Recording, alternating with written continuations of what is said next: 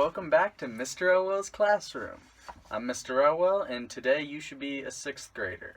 This lesson is primarily for 6th graders. If you're a 5th grader, you can watch it, but it might just be a little bit over your head for where you're at right now. But you're welcome to watch if you want to. Alright, today's lesson is all about perimeter. Yeah, perimeter. So, what is perimeter? Perimeter is the distance around a simple closed figure. It's the distance around an area, a shape. So like if I was trying to figure out the perimeter of my phone, it would be the distance around the edge of it, right? If perimeter is the distance around an object, then the way that we would find that is we could just add all the sides together. If you added all the sides together, that's going to give you the perimeter. But there are a few shapes that we have special formulas that we can use to find the perimeter. You've learned a few of them. For a rectangle, the perimeter should be 2 times L plus 2 times W. And there's two ways that we can write that. I'm going to show it to you here in a second. So we have P equals 2 times L plus 2 times W. That's going to be the 2 times the length plus 2 times the width, which makes sense because here we have a perfect example of a rectangle right in front of you. If this was the width, this was the length, the width is always the longer one, then both of these widths should be the same. So 2 times the width is going to give us the length of these sides, and 2 times the length is going to give us the length of these two sides. Okay? And then this is just another way to write that same thing, but all you would do is you would add the length and the width together first, and then multiply it by 2. And it's going to give you the same answer. So those are your formulas for a rectangle. And then you should have learned square. And the formula to find the perimeter of a square, first of all, a square is a rectangle. It's got sides that are equal to each other. And if I use the same formula as the rectangle, it would still work. It would work, but with a square it's special. Because what is a square? A square is a rectangle with 4 congruent sides. 4 congruent sides, meaning all of the sides are the exact same length. So what we can do with a rectangle is we can say the perimeter is equal to 4 times S. 4 times S. S standing for the sides. Because with a square, and I don't think I see an example of a square, but with a square, we could just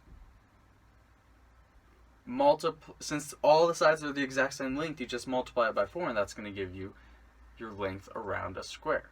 So these are your formulas for a rectangle and a square. You need to make sure that you remember those, lock them into memory. Now we're going to talk about 3 important steps, important concepts, important points about perimeter. In perimeter, always write out every single step.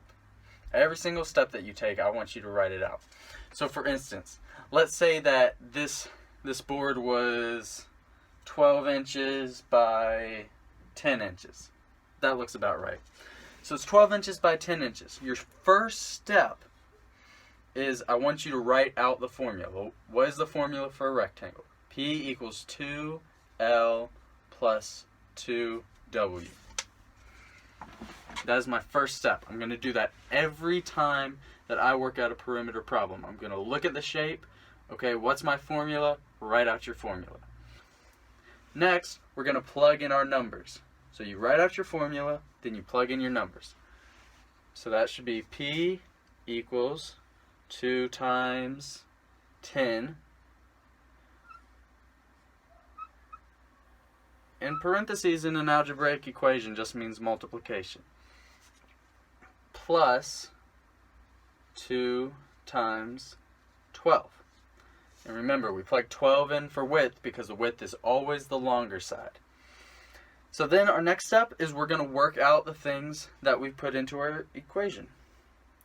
And that's going to be P equals 20 inches plus 24 inches. And I'm going to go ahead and point out my second point here. Always, always, always include your unit of measure. Okay, always include your unit of measure. In this case, it's inches. Say, why? Why is that so important, Mr. Elwell? Well, let me tell you. Let's draw a scenario. Let's say that your boss, now you work for a fencing company, and your boss has sent you out to a job to go measure the land that you're going to be, giving fence for. And let's say that you measure the whole thing, but you don't write down the unit, what you measured it in. And your boss asks you, okay, you get back, all right, how big was it? And you say, it was 50. It's 50 what? And you're like, oh no, I don't remember what I measured in. So you just make up a unit. You say, it was 50 feet. Because feet's what we usually measure in. But what you didn't realize was in this time and place, you used yards. So now your boss orders 50 feet of fence, and it gets there, and you get done with one side of the backyard, and guess what? You need 100 feet more of fence. But because you told him feet instead of yards, he was short, and now he has to wait more time. He's losing money because his customer's not happy. And on the flip side, if you had told him yards instead of feet, and you had accidentally told him too much fence, now he's got way more fence than he needs, and he spent more money on fence than he was planning on. So making sure that you write the correct unit down is very important, because there's a big difference between inches and feet. There's a big difference between feet and yards. You're going to plug in your number. You're going to write your formula, plug in your numbers, work them out, and then you're going to add those two numbers together, which should give me 44 inches. So the perimeter of this board, if we guessed right on the measurement, should be 44 inches. So, always write out your steps. Always write out your formula first. Always check your answer. We didn't check it just now, but we'll go back.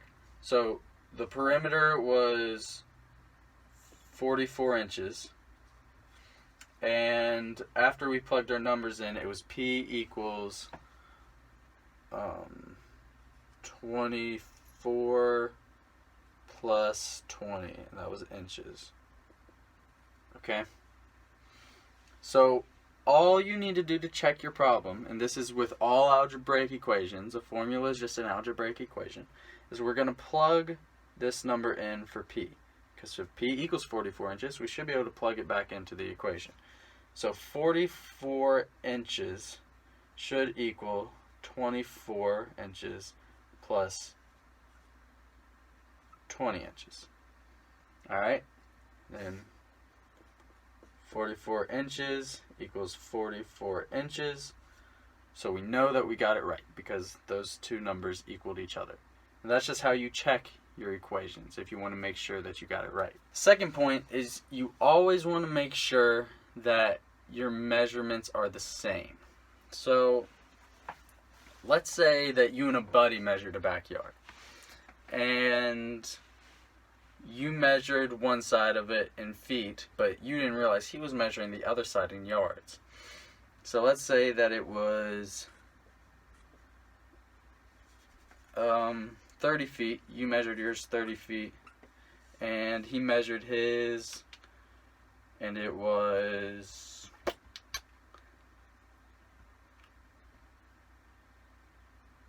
10 yards. No, not 10. It was 8 yards. So the backyard was 30 feet by 8 yards. Well, we got two different measurements here, which means if we plugged these measurements into our equation right now and worked it all the way through, we'd be running into the same problem as the whole fence equation in the beginning of this lesson. You can't mix measurements. 30 feet plus 8 yards is what? It's not 38 feet yards. That's not a measurement. So what we have to do is we have to convert one of these so that they are the same.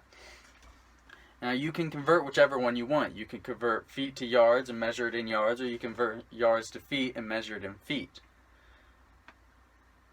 Probably the easier thing to do would be to convert feet to yards, because then we're going to end up working with smaller numbers instead of big numbers, right? So if we converted feet to yards, that's what you would want to do before you even plugged your numbers into the equation. We know that there are 3 yards in a feet, or 3 feet in a yard, I'm sorry. So we would do 30 divided by 3, and that equals 10. So 30 feet should equal 10 yards. So our backyard is 10 yards by 8 yards. 10 yards by 8 yards. Now we can plug that into our equation, which should be P equals 2L plus 2W. Then P equals 2 times length. Which one's the length? 8. Because the smaller one is always the length. 8 yards plus 2 times 10 yards. And I know you're going to feel like it's monotonous to write out all these steps every time, but trust me, it's going to help you. It's going to help you organize your work better, and it's going to help you get the right answer more often. Okay?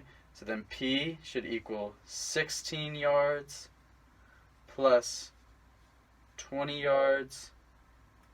And finally, our perimeter should be 36 yards. Okay?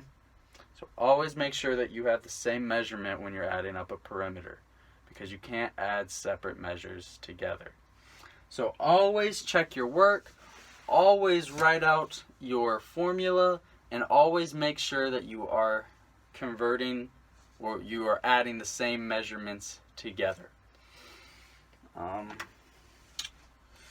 That's pretty much all I got for perimeter for you guys. So I've been Mr. Elwell, you've been a 6th grader, and remember, wash your hands.